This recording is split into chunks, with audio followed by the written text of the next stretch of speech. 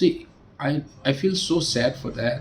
You know, she being a senior leader in the Congress party, she has reached the deputy chief minister's post, and forgetting about the contribution that P. S. Sangma has given to the state of Meghalaya. I'm really sorry for her. Anybody you ask, PS, everybody knows that whatever PS Sangma has contributed is known for everyone here in our state. Even in Garo Hills also, so much has been done from his side. And I would say he was the face for us. And Meghalaya was recognized by him only in the past when he was the honorable minister in the union government, and also the honorable speaker of Lok Sabha.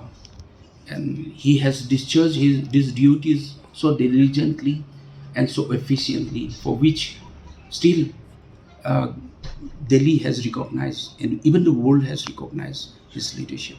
So forgetting P.S. Sangma means something like, uh, I think he's lacking in the knowledge of the history.